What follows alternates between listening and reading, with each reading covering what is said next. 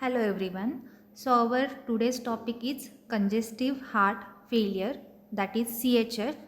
Now we'll see the definition of congestive heart failure. Congestive heart failure is a condition in which a heart fails to pump blood in a quantity sufficient to fulfill the body requirements.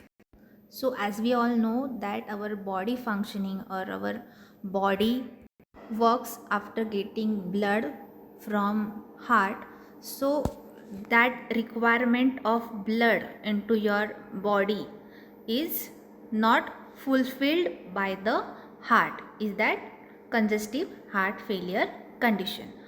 Narrow heart arteries, that is your coronary artery disease or high blood pressure, makes the heart too weak or stiff to fill and pump efficiently. Thus this condition call it as congestive heart failure. Now what are the types of congestive heart failure?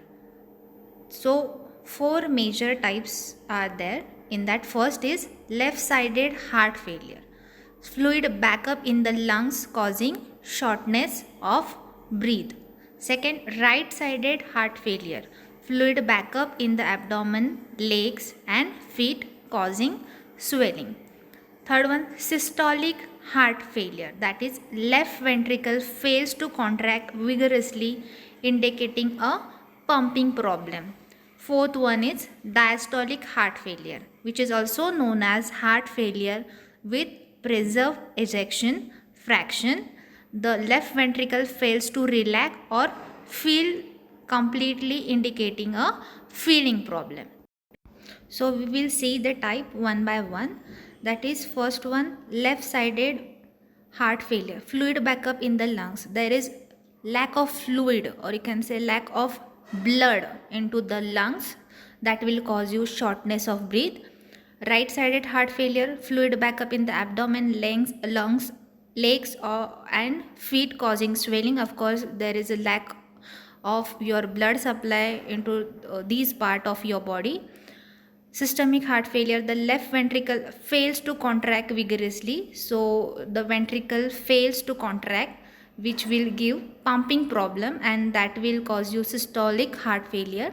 And the last one is diastolic heart failure, which is also known as preserved ejection fraction.